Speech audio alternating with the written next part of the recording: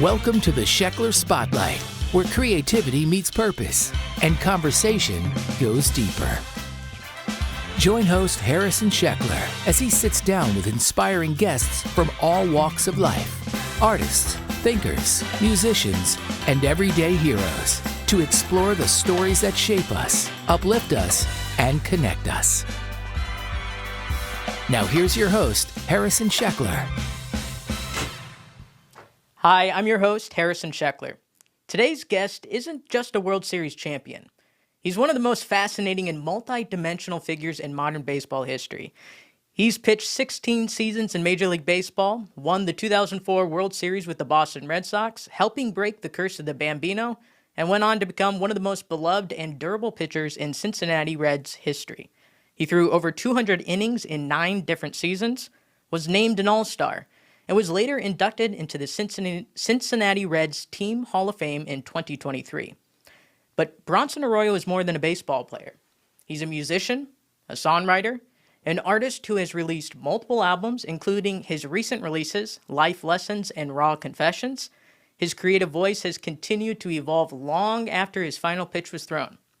Today, we're going to explore the full arc of his journey, from the pressure of pitching in Boston during one of the most historic seasons in baseball history, to becoming a Reds legend, to reinventing himself through music and creative expression. The spotlight is now on you. Bronson Arroyo, welcome to the podcast. Appreciate you having me on. Yeah, this is going to be super fun to catch up. It's been a long journey. So I started in Cincinnati, was cheering on the Reds. And then if you look behind me, now I'm Dr. Sheckler. I've graduated college. I feel like an old professor now, and now I get to talk to someone I really admire, and so this is going to be fun. And I'd like to bring it back to the beginning. This is what I do for all my guests: is I want to know, what was your childhood like, and 2 things: when did you first realize baseball could become your life, and then how did music play a role early on in that childhood? So, my childhood starts in Key West, Florida. My father was from Cuba, came over to the Keys when he was a very young kid. They were trying to escape Batista before Castro took over the country.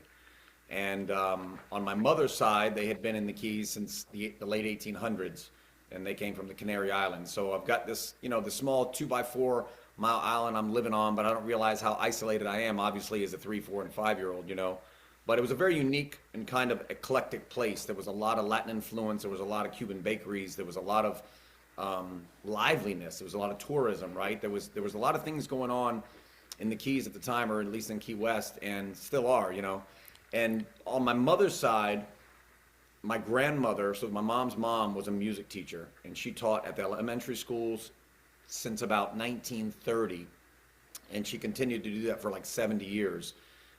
And she was not only teaching in the school, so if you were in 6th, 7th, or 8th grade or whatever, you were going to be taught by her at some point. But then she'd come home at night, and there would be anybody from another 5-year-old or a 60-year-old coming over to play the cello, the violin, the piano in the house. And sometimes there would be 4 or 5 of these really experienced people playing in a small orchestra with her, preparing for some sort of a show. And so I've got this music going on inside the house, but I'm not paying attention to it at all.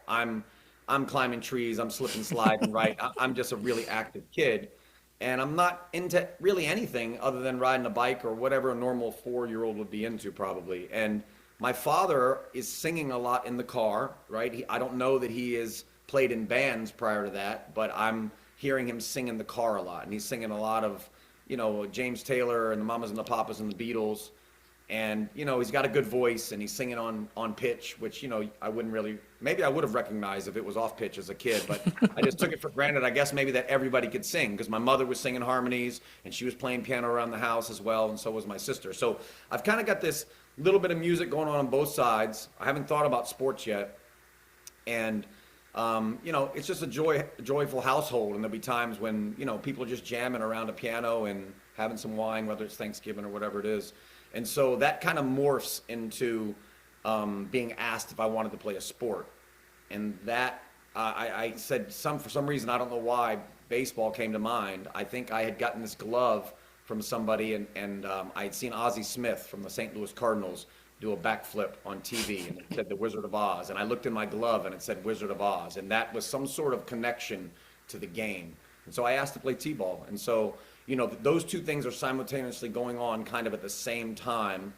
And it's not till much years later when I actually stare at the music to say, hey, would you want to do that? Would you want to play it? Would you want to sing in the shower? Would you want to play a musical instrument? I had never really thought about it. It was just kind of ever present in my surroundings, and I was more of kind of a physical kid at first. So early on, you had both of these influences. You had the baseball influence, and it obviously gravitated towards that first, becoming more of it became your career. So when was the first moment where you're like, yes, this is the path I'm going to choose, is baseball? It was also a strange childhood in a lot of ways, because at that same time my father was asking me, hey, do you want to play a sport? I said, yeah, t-ball. I had already been for a couple of years cognizant of the fact that him and his friends down in the Keys were lifting really heavy weight in the weight room. So these guys were mostly construction workers, and they'd come home at night, and these guys were benching 400 to 500 pounds. They were squatting 600 to 700 pounds, and the same thing on the deadlift. And these guys were hollering and screaming, and they were wearing singlets, and they were getting mad, and they were putting chalk on their hands, and they were smashing each other in the head. And right, like I'm seeing this thing like you would see in the Olympics in a way. And I'm watching this as a kid, and they're good guys, right? And they're all chatting it up and having a good time. And I'm just watching this stuff. But as my father sees me play that first half a year of t-ball, and he realized he had never played catch with me, and that I was just basically throwing the ball around the infield like a 12-year-old, and everybody else looked like a 4-year-old, right? I mean, I had form. I had an idea of how to use my body. I had an idea of how to throw strikes, right? There was a lot going on in my hand-eye coordination that he recognized right off the bat was extraordinary. And so in his mind, he thought, what could I do to take this to the next level? And so he puts me in the weight room about 5.5, right after that t-ball year, and says, I'm just going to start working him out a little bit. And what his thinking was that not only am I going to make him a little bit stronger, I'm going to build this kind of endurance in him. I'm also going to build movement, patterns of movement. When you're squatting heavy weight, you have to be in a certain position, right? Your butt's got to go back. Your knees can't go forward. There's all these things. You're arching your back. You're looking up. There's a lot of things that are going on inside these movement patterns, and that turned into squat, bench, and deadlift, and some pull-ups, and doing sit-ups, and hitting heavy bags like a boxer, and learning how to bob and weave and jump rope. And all of these things are just really manifesting hand-eye coordination for this little guy that he thinks could at least play college baseball. That's kind of the inception of the whole thing. But by the time I'm that first year, really, after the t-ball, I mean, I ran circles around the league in t-ball, but it was so primitive that you didn't take it that serious, really. But by the next year, when it was kid pitch, and I was 7, and there was 9-year-olds out there who were having a hard time hitting me, and everything about my game was kind of on another level, you started realizing, like, we got a chance to play at the highest level here, unless something weird happens, or if Bronson just stays 5'4", or whatever it is. But if we get a somewhat normal sized body, we're talking about we're going to play in the big leagues. And we're also taking supplements, and we're talking about carbo loading. And he's treating me like a professional athlete from a very, very young age, which was absurd for 1982, 1983. Absolutely absurd. And I have videos of me in 1985. It's December of 85. It's the last time I maxed out on the Keys before my parents decided to move near Tampa. And I weigh 60 pounds.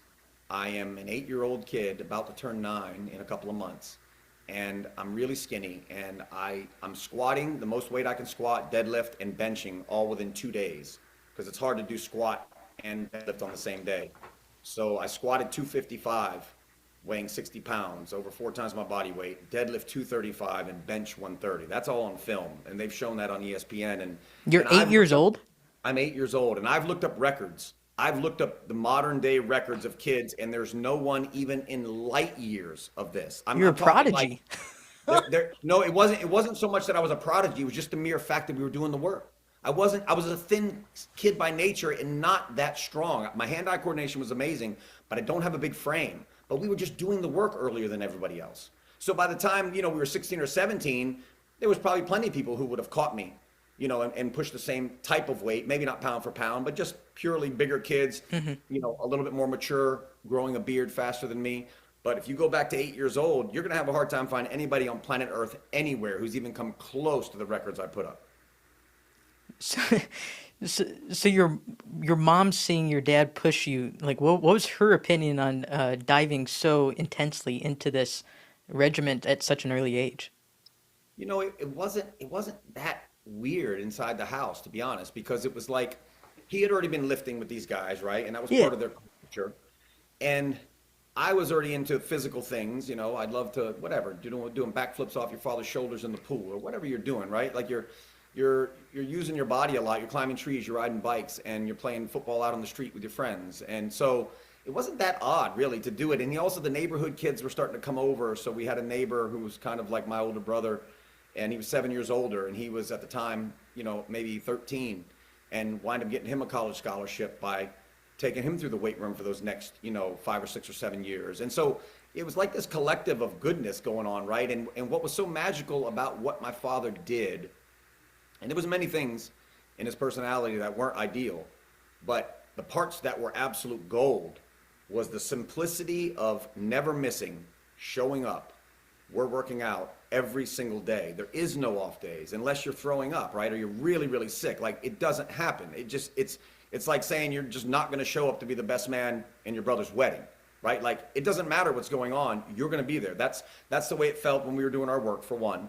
And two was that he was just always kind of positive and joyous about it. So it never was like, oh man, you were supposed to squat 255 today and you could only get 245, because he knew how hard it was. It wasn't like that. It was like, all right, we're gonna, we must have missed something here. Let's go back to the drawing board. Where are we missing this little nook and cranny? And it starts turning my brain on for strategy about how to pitch, how to play the game of baseball. And you're turning this thing on slowly over time as you're in that weight room with this guy, and he's talking about philosophy of how to achieve things in life, not only in sport, but in other ways. Who was, besides your dad and you, who was the first person to say, I think Bronson's going to be a Major League Baseball player? I remember having conversations by 8 or 9 with my father's friends. We'd go to their house. It was like kind of one of those cultures where Key West is so small, you kind of like drive your truck by. Oh, I see somebody outside in his yard. You stop by and you chew the fat for 30 minutes, right? Yeah. The traditional, like, told my wife I'd be home for dinner at 5 and it's 5:45 now, right? So I remember being in those yards, just sitting out front, and him talking with these really athletic guys who were lifting weights. And, he's talking about me as if this isn't just a little kid. He's talking about me as if this is like a real thing, like a real project. It's like, we're going to keep doing this thing. We're going to play in the big leagues. And these guys are starting to corroborate that. Like, yeah, man, Jesus, you guys are doing something good here, because, you're playing at a level that most people just hadn't played at. I mean, sometimes you're striking out, every batter in the game except for a couple of guys. You're the best shortstop in the league. You're the fastest kid. You're hitting 550 every year, right? You're doing those things at a really early age that people can recognize are just a little bit out of the box. And that also has happened a million times. And then by 14, that kid kind of phases out. So you Right. don't know exactly where it's going, but we knew we were doing more than anybody on the planet inside of that weight room and kind of in our preparation. So outside of something kind of strange happening to me, it felt like it was hands down at least going to be a college education. Playing in the big leagues, we felt like was definitely a possibility, but playing for 15 or 16 years, it wasn't a conversation. You could never really think that far ahead, but we definitely thought we could get to the mountaintop. So let's fast forward to when you make a debut with the Pirates, right? And what was one from your past experience of like the level and then getting to the majors? What would you say the biggest difference for you was? And what were some things that maybe surprised you in that first major league season?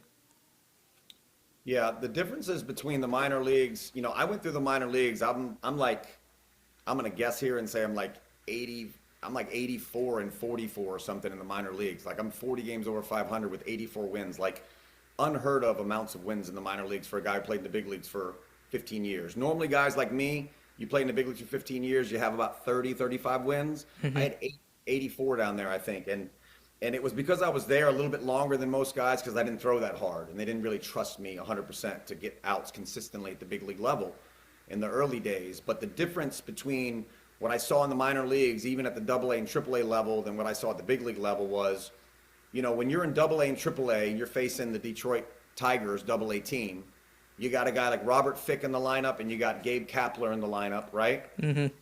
And maybe a Dave Roberts in the lineup. And those are the three best players on that AA team, and they're probably in the top 20 in statistics of offensive numbers for the AA league. And those guys are going to play in the big leagues, but then you get to the big leagues, and now you're looking at a lineup where those guys are hitting in the 6, 7, and 8 hole. Right. And those were the best players that you had played against. And so now you not only have to get those three guys out, you also have to get out, Manny Ramirez and Jim Thome and, Omar Vizquel, and it just goes on and on and on. And so the lineups are just so much deeper that you don't have any breathing room inside of that lineup. That was one thing that was hard to deal with. The second thing that was hard to deal with was that I was such an unusual and outside of the box pitcher that I used my brain from that strategy we had talked about in the weight room.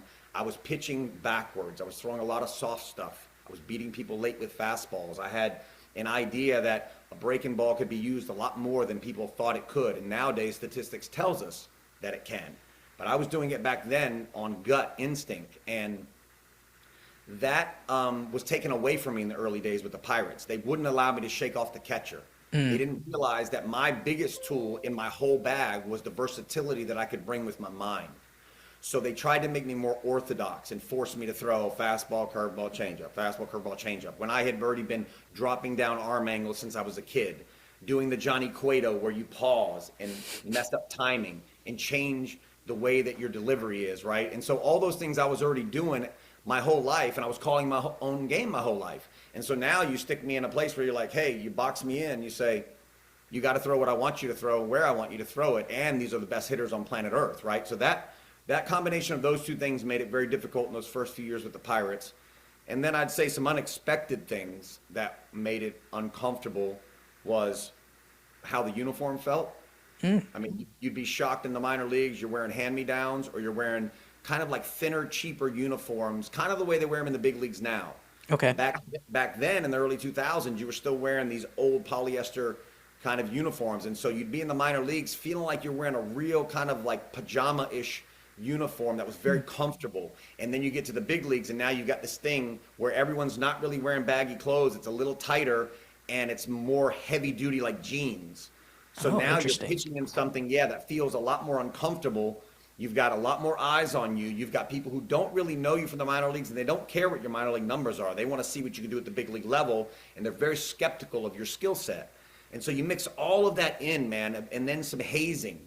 As a young guy who's getting hazed inside of a locker room by the older guys, man, it's not easy to get Mark McGwire and Jose Canseco out when all of that's going on at once. So, well, go into this hazing. What is it? What's happening with hazing in Major League Baseball that maybe people don't know about? Over the years, it's gotten less and less and less, and now, it doesn't really exist that much. The locker rooms are much younger. My first big league locker room was in 2000. I'm in Pittsburgh. Jason Kendall is kind of the marquee player on that team with Brian Giles, and those are the Golden Boys, right? And kind of what they say in the locker room goes. And I'd say the average age of that locker room was probably something like 30, where a normal locker room now would probably, the average age might be 25, right? So it's a big difference. And those guys had come up under something that was probably even gnarlier than what I was dealing with, right? So it probably was evolving to softer in my day, but compared to now, it was still tougher. And some of the things that would be going on is like, back then I'd walk in a locker room and somebody might ask me a question. I remember one of the first few days I was ever in a big league locker room, I walked in and somebody said, hey, did you guys see that guy, John Capel, in the Olympics yesterday? And I said, oh yeah, man, he went to my high school. I know him. And before I could even get that out of my mouth, Jason Kendall was like, shut up. Nobody wants to hear your mouth. And it wasn't like it wasn't jokey.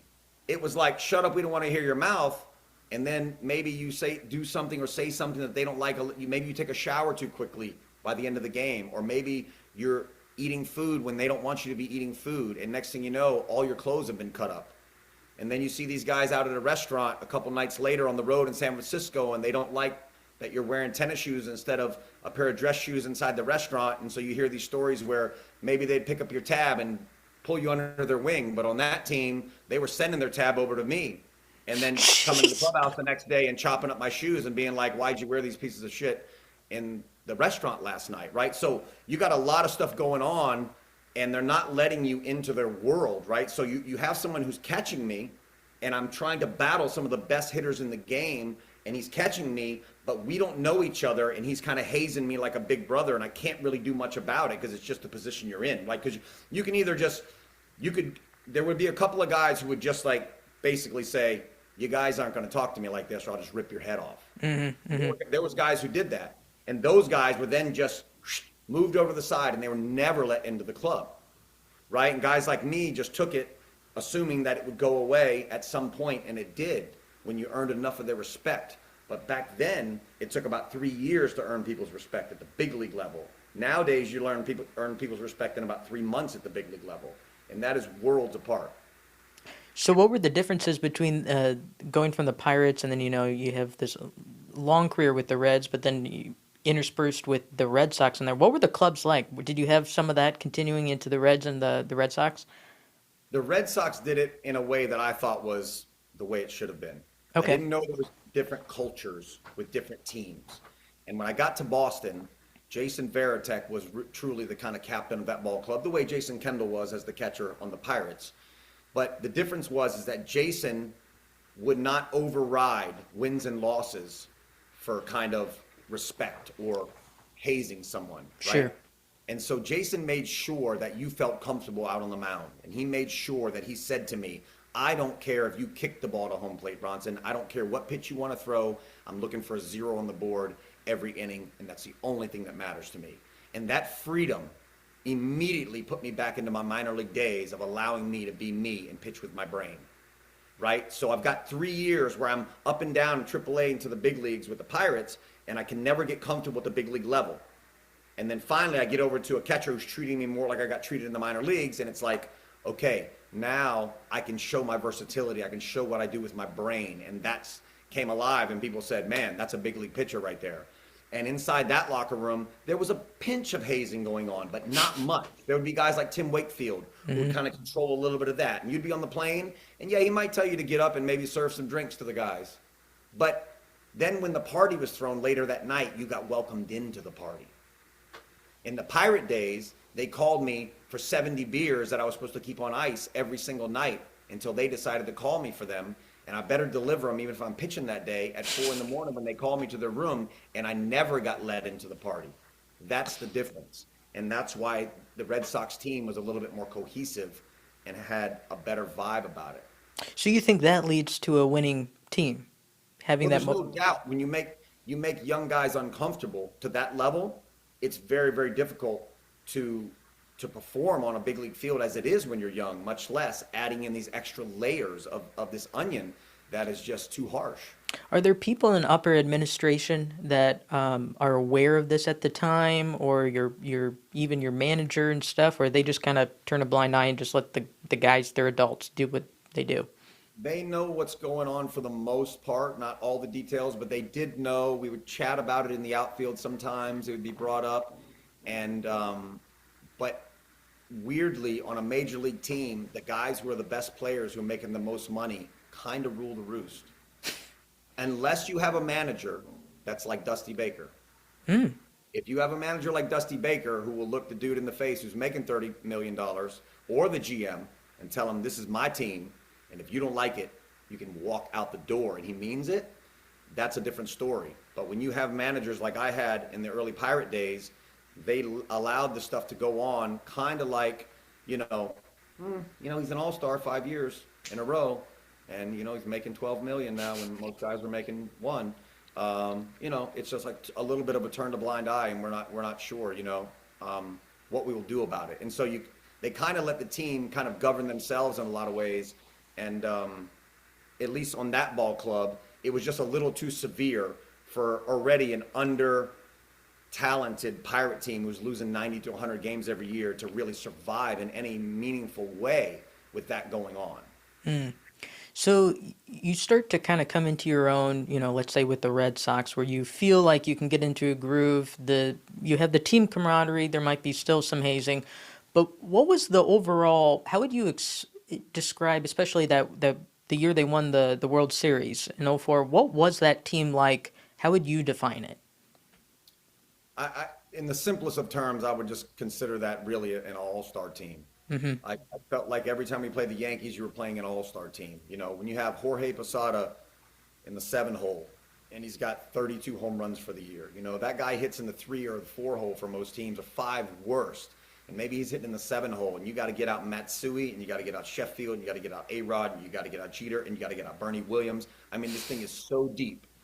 Bill Miller for us, playing third base, wins the batting title in '03, beats out Jeter by a couple of points. I think he hits like 332 or something Hmm. in the 7 hole for us, right? Great third baseman. You got Jason Varitek, who we're not even leaning on for offense. But you got Johnny Damon, who's borderline Hall of Famer, knows how to get it done. Then you got Manny Ramirez, and you got David Ortiz, and Kevin Millar is in the middle of that now. And it's just like it's like a grown man's all-star team, man. And it's like, you're good, and yeah, we know the Yankees are good too. But if those two teams played anybody else 1,000 times, we would always win more than 500.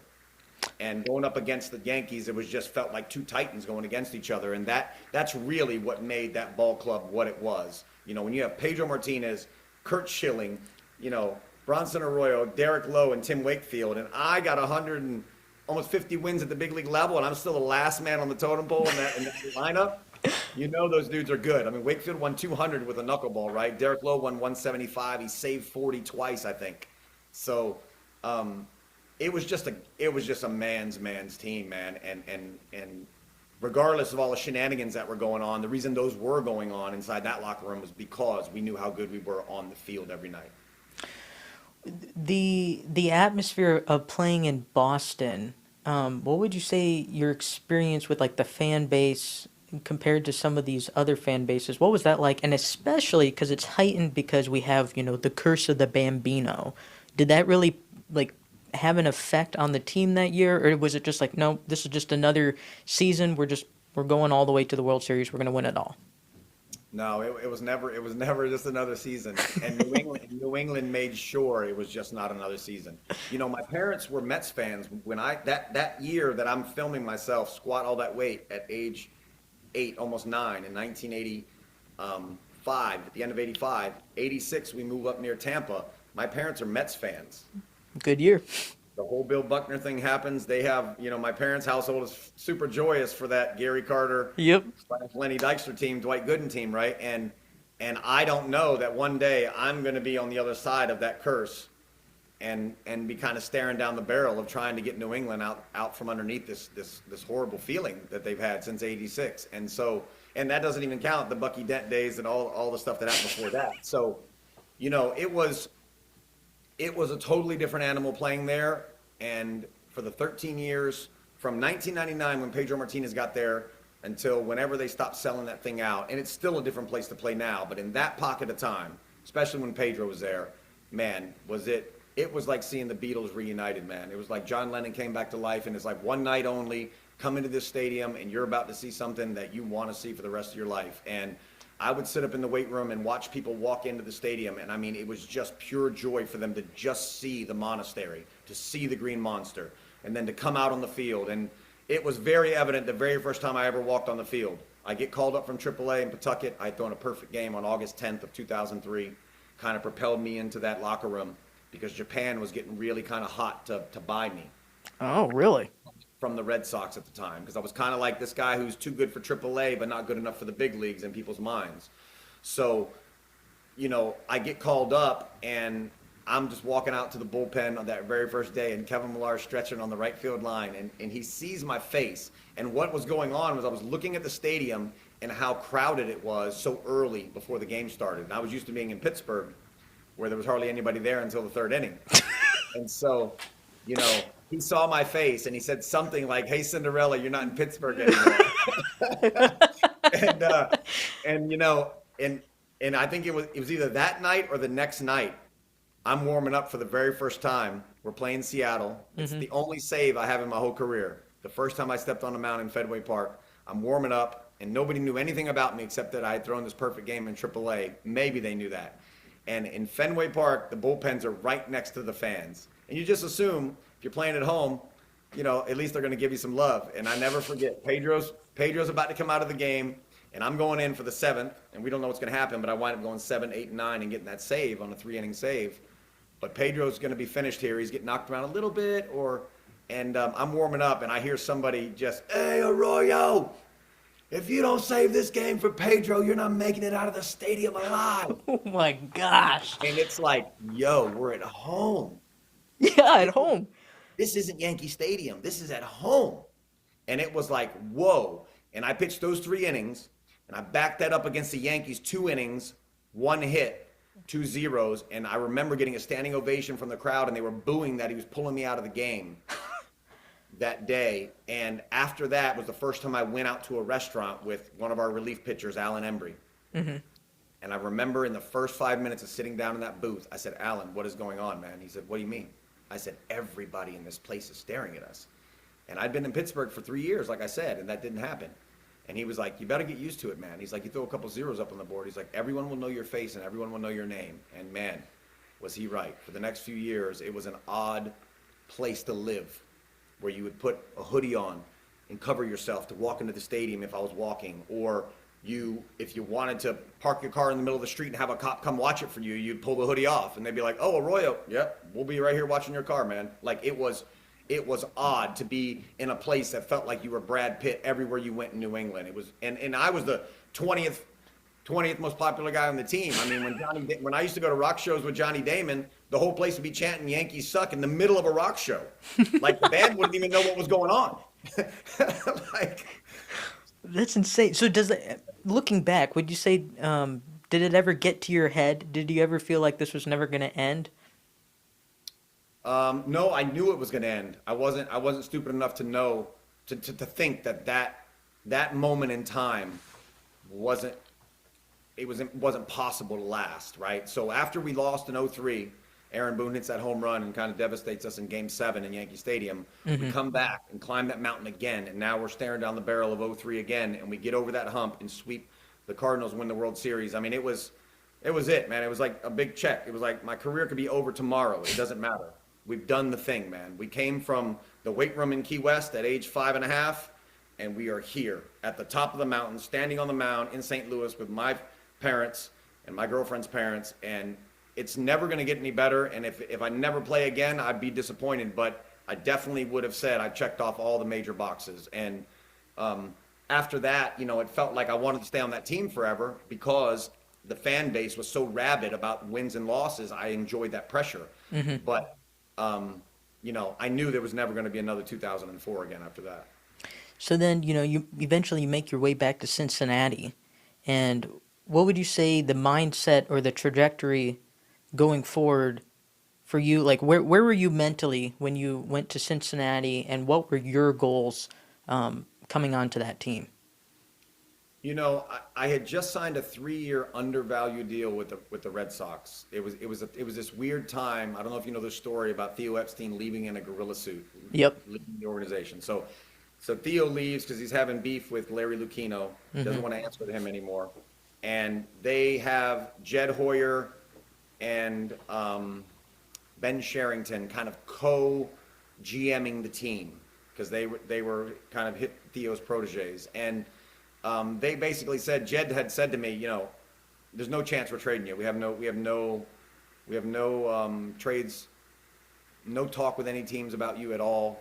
I know you don't want to sign this deal. Your agent doesn't want you to sign the deal, but you're going to do it for the benefit of the organization, and you're going to be here for a few years, man. This is great. And then 5 weeks later in spring training, they trade me to the Cincinnati Reds, completely unexpectedly. So when I first got traded, I was as irritated as I had ever been in my life. I mean, just felt stabbed in the back over and over again. And by this time, Theo had come back to be the general manager. Mm-hmm. And so Theo, he wasn't the one that told me he wouldn't trade me, but he was the one who did make the trade. But he wasn't the one who said he wouldn't because he wasn't there at the time. Mm-hmm. So it wasn't solely on him, but But I was pissed because I wanted to play in Fenway Park for the next 10 years, and I wanted that pressure on me, and I wanted a chance to win another World Series. And I hadn't really looked at the National League in a long time, and I was kind of enjoying myself over there in a little bit bigger city. But when I got to Cincinnati, I realized real quickly that they needed a lot of help in the rotation, and myself and Aaron Harang kind of took over that team from that standpoint of pitching and gave us a chance in that first year to make the playoffs. I think we missed the Cardinals by 2 games that year, and we didn't have much else besides us two and David Weathers closing for us. It was kind of a hodgepodge of older hurt guys like Eric Milton and some young guys from AAA who weren't ready for the big leagues. And at that point, because I'd won that World Series, I'm an all-star in '06, it starts becoming a little bit more like 2 things. One is it's about me, and can you make enough money in this game like you wanted to? And can you put up stats that you're happy with on the back of your baseball card as you wanted to your whole life? And then also, can you show everyone on this team what it would be like to play under a guy who was running the locker room in a way that wasn't how it was in Pittsburgh? Can I show them what it's like to be hazed in a way that uplifts everybody in the place with a laugh, but you're in the party, and yeah, maybe you're wearing a skirt and you're serving drinks, but you're also getting an opportunity to mingle with the girls that are in the room, right? And so doing those 2 things, one was taking care of myself as a baseball player, and 2 was showing what it was like to be a professional every day, to show up every day on an off day, to work out hard, to stay healthy for years, throw 200 innings year after year after year, pay for every team party, put the thing together, run a radio show on the bus, all these things that I did. I came there in Cincinnati. I got to do that for those 9 years that I was there. And then you had like a little blip with the Diamondbacks, right? Or go ahead. I got over there for 2 years. I was a free agent. The Reds really didn't want to pay me more than 1 year. And I had a couple offers. I had the Giants offer me early on in that off season. And it was the first time I was ever a free agent. And I'd already been making good money, and I was healthy, and I was 37 years old. And I was going to try to wait it out for a 2 or 3 year deal. So I got the 2-year deal from the Diamondbacks just before spring started. And I wind up leading that team in wins. I was like, I don't know, I think I was 4-1 or something. And nobody even had 4 wins until like the All-Star break on that team. We got off to a really bad start, but I was pitching pretty good. But I had a torn shoulder and a torn Tommy John ligament, and it slowly just went downhill. And then basically after that, it's just 2.5 years of trying to get back, and then another half a season with the Reds where I'm doing pretty good until my arm won't go anymore either. And it never really was a competition after that. Through 2013 was rare, from 2004 to 2013 in that decade is the meat and potatoes of my whole career and what I came to do. And after that, it kind of fizzled. During your time with Cincinnati, because you're an inducted member of the Cincinnati Reds team Hall of Fame. We consider you a Reds legend. Just because of, how many years with the Reds were you pitching over 200 innings? I did that for the first 8 years I was here. I missed it by 1 inning 1 year because I had in spring training I had mono, whooping cough, and valley fever, all 3. Holy crap! And Okay. I almost missed the whole spring, and I needed 27 innings with 3 starts left to go. We just got Scott Rowland in a trade. I go 9 innings the first night. And my pitching coach, Brian Price, is laughing. He's like, you still got a shot? I go 9 innings the next start. He's like, you still got a shot. I go through 8 innings in New York against the Mets, and he's pacing down below where I put my chair, and he's pacing, and he's saying, you already got like 108 pitches. I don't know if I can send you back out for the 9th, man. I know you need it for your 200th inning, and I know it's the last game of the year, but if you get hurt, I don't know if I can live with myself. And then my at-bat came up, and we had runners on base, and they had to pinch hit for me, and we tied the game. And so I didn't get to pitch that extra inning. I got 199 that inning. But other than that, basically for the whole 10 years, I threw 200 innings year after year after year. That's amazing. That's absolutely amazing. So looking back at your time in Cincinnati, what would you say your most memorable moments were for you personally? With the Reds, I think probably the first half of the first year, 2006, I got off to a ridiculous start. I hit those 2 homers to start the season against the Cubs. I'm like 7-1. It's the only time I was an all-star. I threw 240 innings that year and led the league. So that 06 season was kind of special, especially because I had such a bad taste in my mouth from being traded over. And in between starts, I was still watching Red Sox games, like in the clubhouse. And then finally, you could peel yourself away from it and feel like you were part of the Reds team. And that success really helped me do that.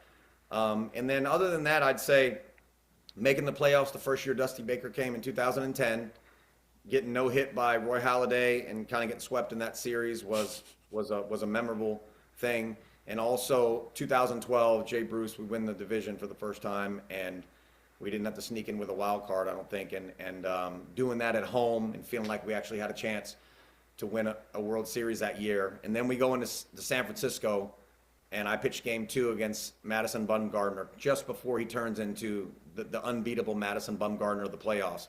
And I beat him 9-0 in San Francisco, and I have a no-hitter into the 6th inning, I believe, and just quieted that crowd down. And that was a magical night for me, just from a personal standpoint of just kind of dominating on a big stage like that. You don't get to do it very often, and it usually doesn't pan out. Yeah, well, it was an amazing career. And so during this time that you're also having, I while I was there, I think I started watching you. It was in 2015 when I started school in Cincinnati as an undergrad at University of Cincinnati, and so I was going to those 4 years of you pitching there. When did you come to? It wasn't 2015. When did you come back? No, I was gone at that time. I came back in 17. That's right. Yep. So you came in after 2016 when the Cubs won it. Yeah, and I remember seeing you those last few years. But you'd also you still had your music, and you had some gigs around town and stuff. And how throughout your time in baseball, I want to also highlight your musical career. How did that play a role throughout? And obviously, your focus is baseball, but how did it play a role throughout those years of baseball? And then also, I mean, you had an early released album when you were in Boston. Yeah, I'm just curious, how did music play a role throughout your career of baseball? So it was where it started. I talked about my childhood, right? That music's around me, but I'm listening to the Beatles in the weight room with my father all those years, and Mamas and the Papas and Elton John and Billy Joel, right? And he's singing a lot of that stuff, and the music was solid, and I knew it was good, but it didn't give me goosebumps for whatever reason. So when I'm 15 years old, I hear "Creep" by Stone Temple Pilots, Nice. and that felt like something different. That was like, oh, what is that? It's darker, right? It felt different. It felt more authentic. It wasn't like you were trying to tell a story of a pretty girl or a beautiful relationship or even a bad relationship. It was just like this angst I'm throwing on you, and I don't know where this is coming from, but it feels really real to me. So that caught my ear, and at the same time, I start kind of maybe singing along in the shower a little bit or in the car to those songs, and you start singing the Chili Peppers and Pearl Jam and Alice in Chains, and being like, can I do that? Am I on pitch? I'm not sure. So by the time I'm 22, this is happening from 15 to 22. By the time I'm 22, somebody hands me an acoustic guitar in AA with the Pirates, and it's the first time that I have something in my hands that I think I want to try to make music with. And that first day of just plucking the top E string and the bottom 3 and then back up to the top is the beginning of Nothing Else Matters by Metallica. And just that felt like a magic trick in many ways, to be able to do that for yourself. And so I thought, no one else is going to sing for me. Let me just see if I can give it a shot. And I started playing songs on the guitar that I had heard on the radio for many years, all in that alternative rock thing. So that's the inception of playing. And now I've got the guitar with me on the road all the time, and I'm terrible at it, but I'm such a good teammate, and I'm such a good guy on the team, driving all the Dominicans to get their groceries and get their apartments rented and taking them to the park every day. And because of that, I was given this leeway to have this guitar around, even though I was terrible at it. And then slowly over time, you could make a song sound like it should, and make another song sound like it should. And then it turned into, oh man, why don't you bring your guitar to the campfire? Why don't you bring your guitar to the hotel room? And now you're starting to make people feel something with it. And that's just a slow process over the beginning years of my big league career. And then it lands in Boston, and somebody hears me play in public for Peter Gammons at a rock show one night, and I play Black by Pearl Jam. That turns into the Covering the Bases album. Yep. From 2005 with some of the greatest musicians that have ever walked the earth, man. Kenny Aronoff is on there playing drums, who's John Mellencamp's drummer back in the day. If you ever see a legendary rock duo, or you see Paul McCartney playing with an all-star band in the Grammys, probably Kenny Aronoff's playing drums. You got Leland Sklar playing bass on this thing. James Taylor's bass player for 20 years, huge white beard, one of the most legendary bass players that ever walked the planet. Played on 2,500 hit records, played on the Muppets, played for Princess Diana. Like, these guys are like Willie Mays, Mickey Mantle, and Babe Ruth being in your outfield. And that was my first taste of being in a studio and singing for anything on record, And so I did that, and then it just became where I had to play live shows off that. So it was like, you better get your guitar. So now I'm sitting on a stool in New England, and 2,000 people are showing up in these theaters for me to play Wonderwall and freaking Black by Pearl Jam with an acoustic guitar. And so, it just slowly became evolving. And then by the time I retired, I'd been playing many, many shows for a long time with full bands and by myself. And then it turned into, let me see if I can write some stories. Let me see if I can tell a Bronson Arroyo story or something I've observed from the world that can make me want to listen to it. Can I record an album that will make me happy to listen to while I'm working out in the weight room? And that's where the Some Might Say album and then Life Lessons and Raw Confessions kind of starts churning in retirement. Well, and I think it's interesting if you go back and you start with Covering the Bases, and then you go to these last albums, you can see how you've evolved in your musical journey, and then these most recent two, you are a storyteller in these, and I would say it. For me, when I listen to it, it has like a very folk influence just because of the storytelling aspect, and I think what's cool though is they don't all sound the same. They have like the Bronson Arroyo vibe and uniqueness, but each tells a different story. Each has like a different vibe. So I have the track list here, and I kind of want to just, pick your brain on what you were thinking about and what maybe inspired some of these tracks. So let's go with Life Lessons. So this was the one that came out in 2024, November. Let me first say that both of these records were recorded exactly and written the exact same way. I've written 60 songs right here in this basement where I am with a kid around town from Cincinnati here named Joe Jordan. Yes. If you kind of like that Tyler Childers thing, Joe's out there right now. He's got about 1 million monthly listeners on Spotify, and people barely know him yet. And he is doing the thing, man. And it's fun to write with him. He's driving the train lyrically for me.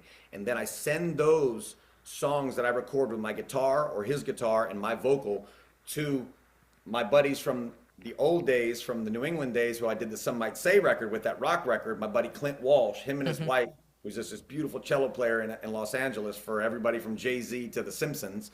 And they create the music that you're hearing on these two albums, send it back to me and see if I like it. And then me and my buddy Chris Lambert kind of mix and master it here in Cincinnati. So it's been the easiest process of kind of making music I've ever had.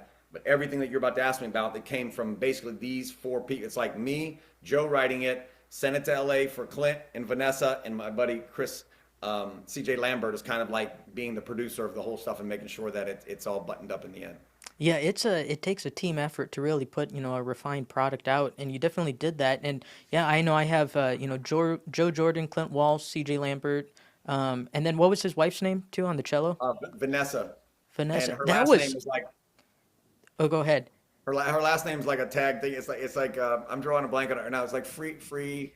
It's a long last name. I'm drawing a blank on it right now. But she's been out there playing. I mean, if I've ever been at their house, it's like she takes her lunchbox and her cello and it's like, where are you going to play today? It's like, I'm going to play with Johnny Depp and Jay-Z. Like, it's like the weirdest stuff I've ever heard of. Yeah. That's amazing. Yeah, I mean, and that's their life. What a blessing that is to say that I get to do that for a living. It's not work at that point. But no, yeah, I wrote these people down because I was like, wow, this especially the strings. Like for me, coming from like a classical standpoint and stuff. And then also I thought the keys on it acoustically, well, it's very acoustic, I would say, the album. And that's what was super appealing to me. But let's dive in. So like Life Lessons. So you start out with Lucky Pennies, right? And this was one of my favorites actually on this album. And then also I love This Kind of Love. That was a good one. But what was what were you trying to get at with this specific album? And what are some of the stories maybe behind some of these songs that meant a lot to you? So the initial inception, you know, when I first retired, I wrote that album. Some might say with these guys that I had known from New England, they're all like musical chair musicians for other bands, whether Right. it's Matchbox 20 or it's Jamie Aronson playing Miley Cyrus guitar. You know, these guys are all kind of in musical chairs playing in different bands all the time. And I always wanted to write a record with them. And that was full on produced in LA, rock from front to back. Stories didn't mean as much. And the music probably meant more.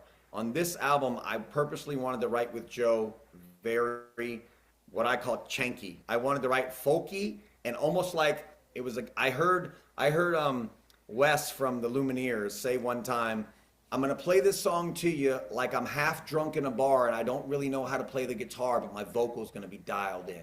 Oh, I like that. And that always meant a lot to me. And I wanted to record this stuff a little rough and raw. You listen to the Zach Bryant stuff. It sounds like he's sitting around a campfire half the time. It's not perfect. It's not compressed. The story means more than the chord changes, right? And so that's what I wanted out of these songs. And then every day I would just have an idea. I have a little something on my guitar every day for Joe when we write. And I will say, hey, I'm feeling this vibe. This is what I want to write about.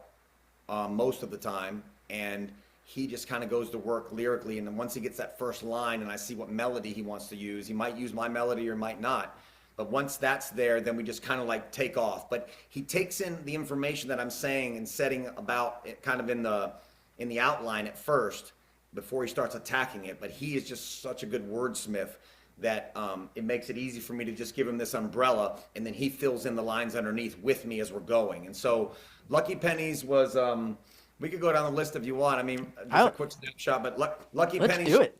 Lucky Pennies starts with this attitude my father has, where he's been telling me since I'm in the weight room as a 5-year-old kid that death don't mean nothing. It's part of the game. If you don't want to ever lose, don't play. So in the beginning, you hear me say, you know, I wanted it to be a little different than this, but you got this cancer on your shoulder and you're laughing about it and you're about to disappear. And I guess I shouldn't look back because you say it ain't that big a deal, right? So that's that. And then in the choruses, I'm kind of saying a bit of my philosophy on life, which was kind of came from him as well, which was like, I'm not going to worry about what I can't control. And, you know, I'm not worried about where the west wind blows or when I'm going to die. I'm here right now, present tense, trying to have a good time. So that's Lucky Pennies. And that was the first song we ever wrote. Oh, it was. And so then it's the first on the album, too. That was the very first one. Yeah. And then This Kind of Love. That one, that day, I just had those pretty chords, and that's a blend of me talking a little bit about my wife and Joe talking a little bit about his wife, probably both writing at the same time, thinking from our own lives. And I wanted that one. I really love the upright bass that Clint put on that one. The upright bass makes it roll down the road, right? Because a lot of these songs, when you sing them all with an acoustic guitar, they can be a little hard to bring to bring totally to life because they're so storytelling. But when you play that upright bass and that boom, boom, boom, boom, boom, boom, that thing is moving, it started rolling down the road. And that one became probably my favorite on that album. It was a real surprise to get that chorus, This Kind of Love, and how it's just rolling down. So that one wasn't about anything super specific, just a kind of a vibe that we wrote off. But there's definitely our wives are in that song. I love that. And then, you know, looking at like the second one, you have Street Fight. That has a totally different feel than I would say any of the rest on the record. Like, where do some of these different vibes come from? It's weird, you know. Some of them are ideas that I've had for a long period of time. Most of the time, what I'm doing is I'm working out down here in the basement around like 11 o'clock every day, right? I'm doing some push-ups and some pull-ups, and I'm doing one-legged squats, and I'm just kind of like staying active and staying in shape. And I'll usually put on an album that I should know that I don't know, because I'm not really like a big music historian. So let's say it's like Van Morrison's greatest hits, right?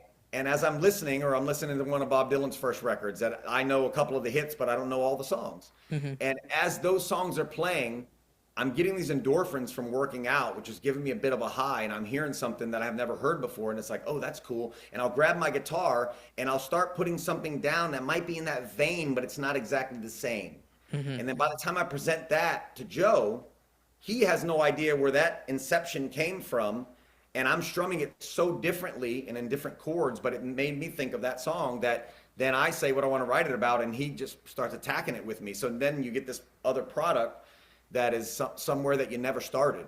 And so Street Fight was actually one that I had for a long time. It was actually going to be a rock song, I and could tell. it was just this E, it was just this weird E thing. It was like caught in the street fight, and Joe took it, and I said, I think tomorrow I want to write on this thing. After we wrote Lucky Pennies, Street Fight was the second song we wrote, and I said, I think I want to write over this this E right here. Do you hear this? And he immediately took it and just started playing like folky chords over it to, you know, the C sharp minor to the A and to the B. And he just did this thing, and he immediately spit out the chorus, like quickly. Like some stuff just comes out of his mouth so fast that the whole line will be there, and you're like, whoa.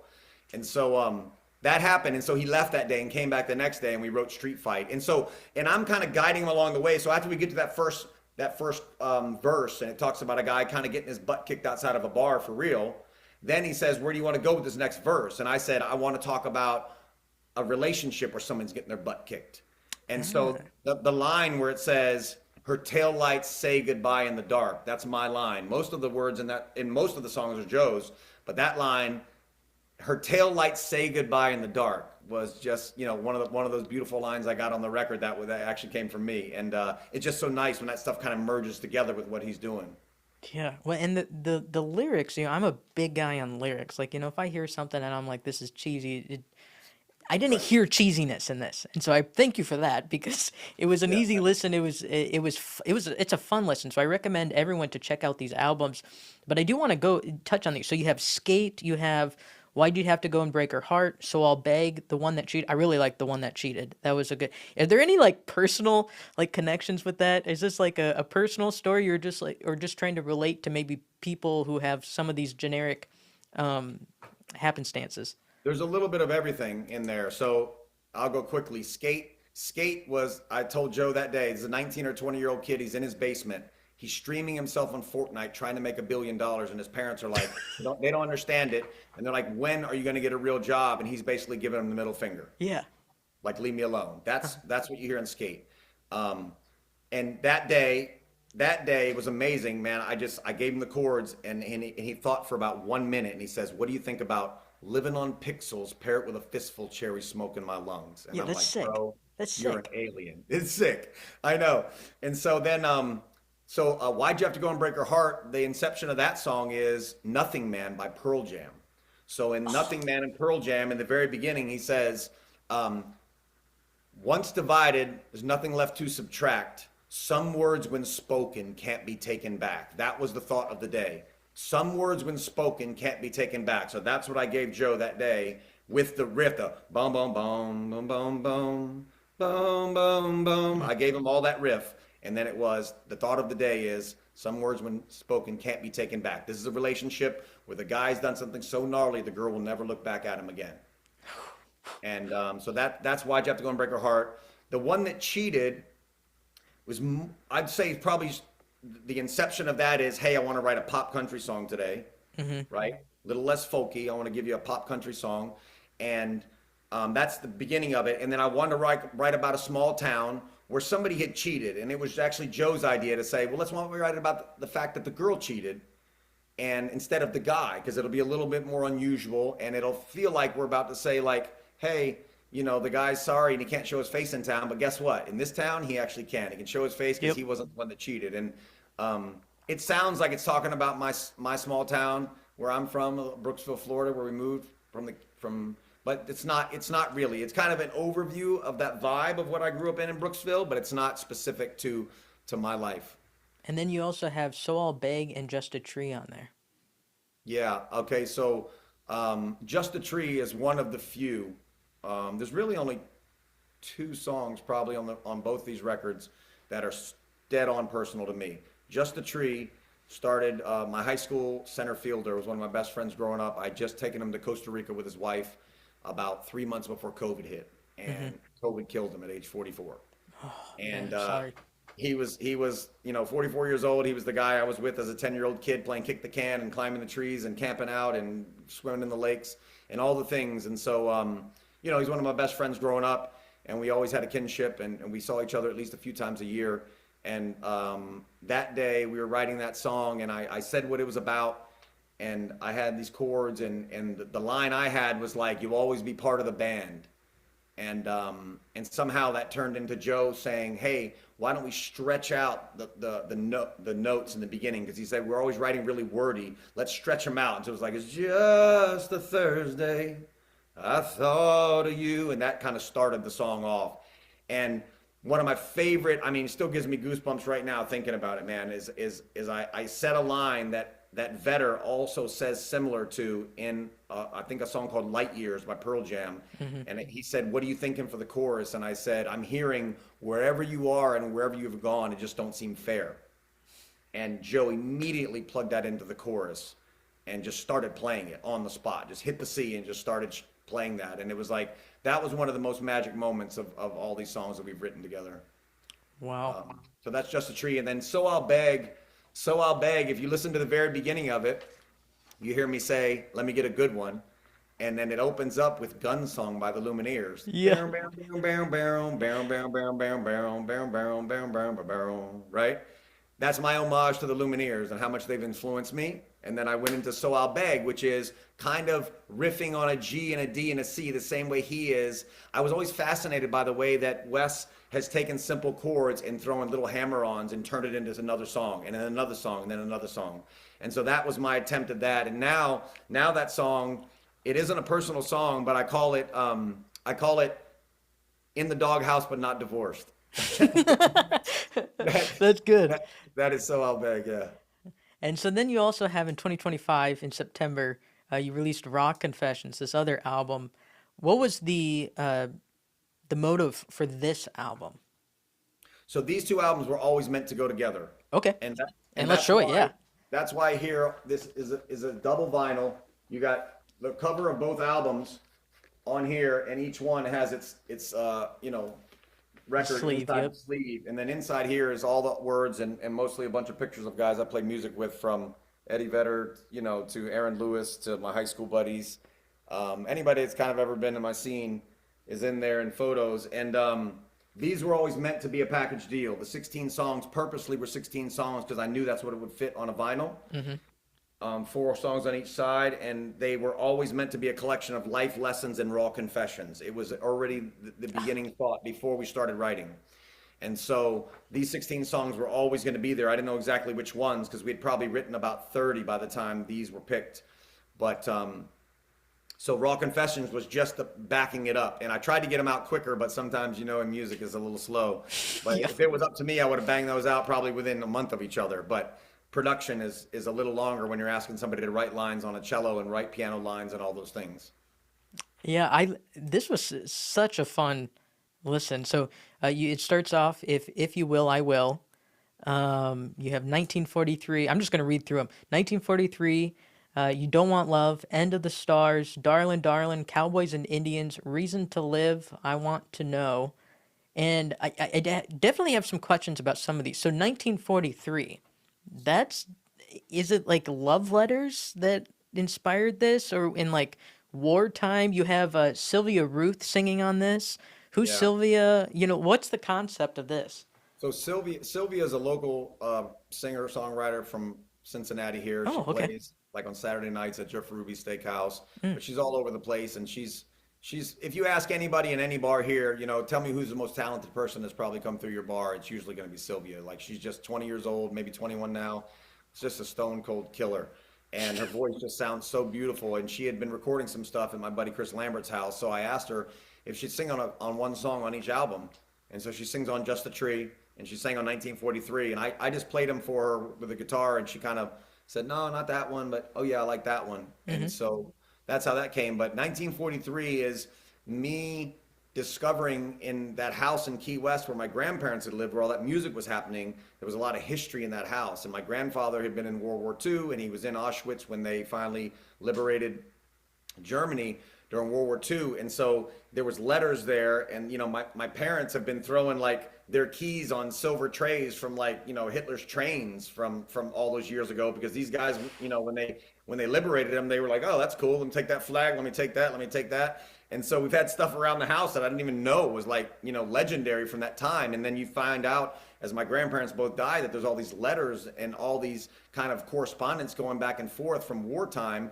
And you're reading these letters. And so that was me kind of imagining what it would be like to be my grandmother living in Colorado, even though they weren't from Colorado. It just fit the song a little bit better. But Yeah. like with the kids, and you hear in the chorus there, it says we've both been scraping the well for years. Like she's having a hard time, but he's having a hard time over in Vienna as well, fighting in this war. And you can't really tell who's talking in that story. It sounds like they both could be saying it. Hmm. And then at the very, very end, I wanted to give it a twist and have it where, the two soldiers come up and they give their condolences because he's never coming home again. And it says, and all of my life turns to black at the very end. And that is an homage to my favorite song of all time, which is Black by Pearl Jam.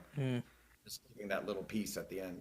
I love all of these little tidbits, where you're hiding it into the songs, and it's very personal for you, but the music also, I think, is personal for the listener because we can relate to it, the different emotions that you convey. It's not something that's hard to grasp for people, and I think that's how people connect with music more. Is somehow when they're turning it on, they're like, "Oh man, this really relates to my day or whatever I'm going through," And so I think that's what's so cool about this, and it's well balanced throughout. So you have, like I said, You Don't Want Love, End of the Stars. I thought Darlin' Darlin' was hilarious and honest. I thought that was a really fun one. Cowboys and Indians. I love see, it's so different. Everyone tells a different story, like the beginning with the trumpet, opening up. Um, yeah, just are, are there any in this album that you really want to talk about or highlight? I mean, I recommend everyone listen to every track. There's a video that goes along with I Want You to Know, which is down near the bottom, right? I Yep. Want You to Know. There's a video on Apple Music that goes along with that, and it's those videos of me lifting in the weight room as an 8-year-old kid with my father. And you Hmm. can see him there, and it's like, it's very weird to watch it, even for myself, because it's so strange. But that song is directly talking to my father. Dad, I want you to know, in between you're crazy. You spoke a lot of truth. The man that I am now is because of the man you were in my youth. And I owe a lot of thanks to some people, but I owe the most to you. And anywhere I go, a small piece of you goes too, right? And I didn't think I could get a decent chorus out of the weight room days. I'm not sure I can get a good chorus out of that. And I'd given Joe this F major seventh that didn't seem to kind of fit in the key. And he immediately went into that when he saw me punching the heavy bag. And he said, "What did your father just say?" And he said, "Keep your fist tight." And he went right into the chorus there with the F major seventh, which is, it was like, basically like, I forget, I can't think of it right now without singing it, but it's like he was saying, don't ever take any shit from anybody and keep your fist tight and whatever's going on in there. I'm your father, you're my son. I taught you to win, boy, I taught you how to win, and what you will become later in life is because of what we're doing now in the weight room. That's basically the sentiment in the chorus there. And I didn't think those videos would ever turn into a decent song, but that one, to be honest, is probably the number one song that people come up to me and say, "Hey man, you made me cry talking about your pops like that." Yeah, I have it circled. It's one of my favorites, and it I think a lot of people can relate to it. My dad means the world to me, and the lessons that I've learned, and um, it's deeply moving. So I recommend, highly recommend that everyone listens to both of these. Where can they find the music? And then also, you talked about the vinyl. Is that going to be available for purchase?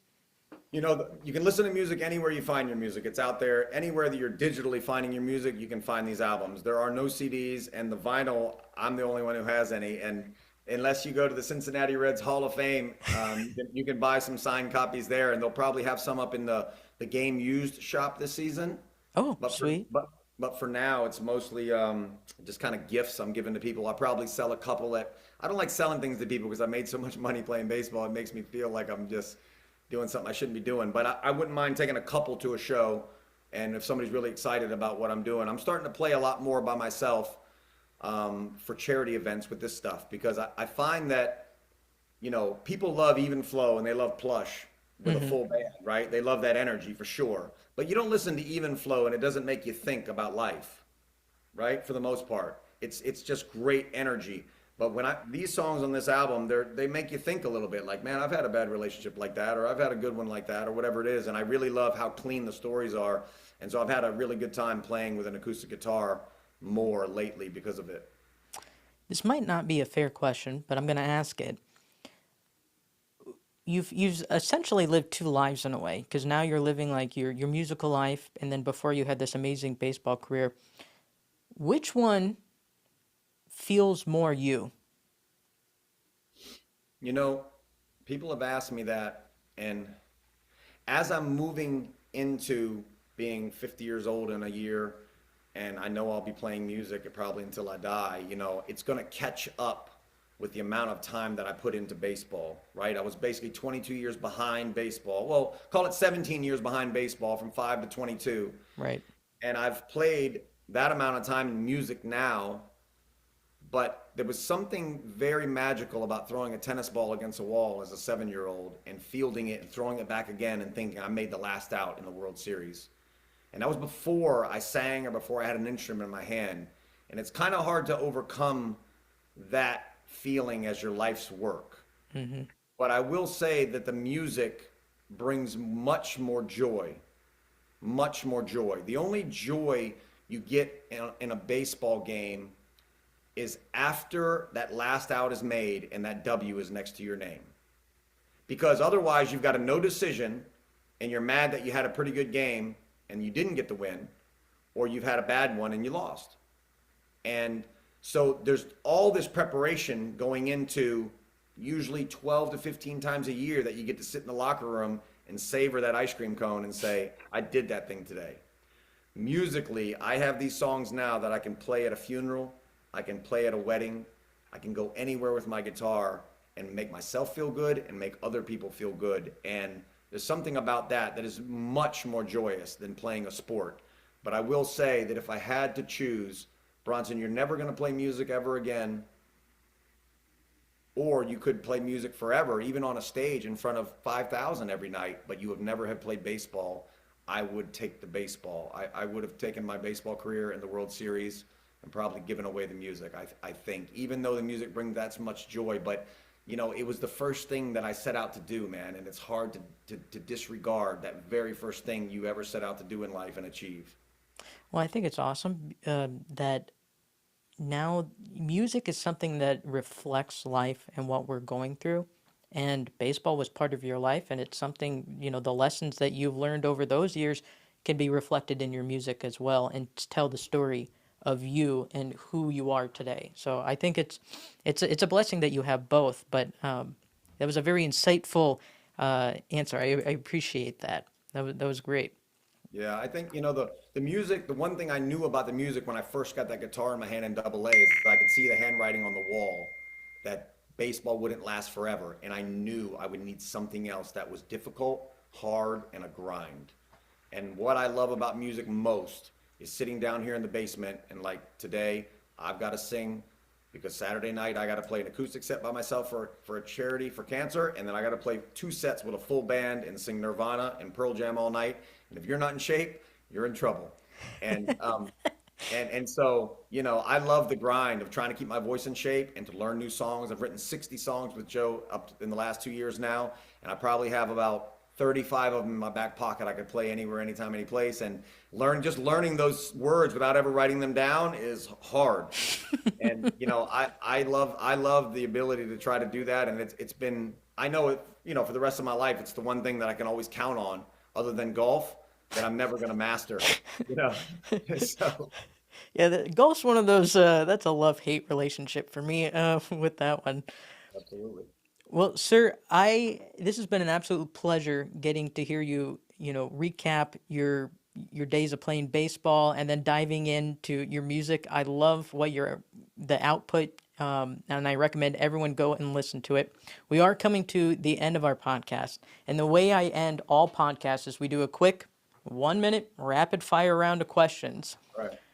The competitive side of you, are you ready for this? All right, we're ready. Okay, so I have my timer. Here we go. Fenway or Great American Ballpark? Fenway for sure. What was your favorite moment of your career? 2004, 6 1/3 innings against Anaheim Angels in Fenway Park. Nice. Hardest hitter you ever faced? Albert Pujols for sure. Teammate who made you laugh the most? Kevin Millar. Teammate who influenced you the most? Ooh, probably. Ooh, that's a tough one. Probably Pedro Martinez. One word to describe Boston? fanatic. What drives you today? Music Album you're most proud of? that I've made, Mm-hmm. probably Raw Confessions. It's an easier listen than Life Lessons. I think I love it. I love it. And if you had to give one piece of advice to anyone out there trying to pursue their dreams, what would it be? Embrace. Don't beat yourself up for failures when you're playing the game. So if you're playing a sport while you're playing the game, you're gonna get beat because other people are good too. But beat yourself up for the lack of preparation. So be really diligent about your preparation. And when you go to do the thing like play the live show, don't worry about if you miss some notes. Just go back and practice it some more, but don't beat yourself up for failures on the big stage. Yeah, I think that's great advice. I mean, same thing with my life and preparing for content and stuff. It's, you put in the preparation. If you put in all the work, then it is what it is when it happens and you learn from it. You chalk it up to experience. Right. Well, sir, this has been an absolute pleasure. Thank you for sharing so much time with me today. And everyone, go check out these new albums. They're out all over. And I'm excited to see the future music that you put out. It's gonna be awesome. Working on record 3 and 4 right now. So there's gonna be one more. Record 3 will be a little bit more polished. Okay. And then record 4 is going to be back to the same format, but they're all coming from these same stories that are already been written. So the wheels are turning now in the studio. Two studios are pumping out this music now. Hopefully in maybe 6 months we could have something. Oh, that'd be awesome. And we'd love to have you back on to dive in and tell us more about those songs. So Bronson, thank you so much. All right, man. Thank you. Thanks for listening to the Sheckler Spotlight with your host, Harrison Sheckler. If you've enjoyed this episode, be sure to subscribe, follow, and share the show with a friend. New conversations drop regularly, so stay tuned. And thanks again for listening and being a part of the journey. Follow Harrison Sheckler on social media and visit harrisonsheckler.com to learn more.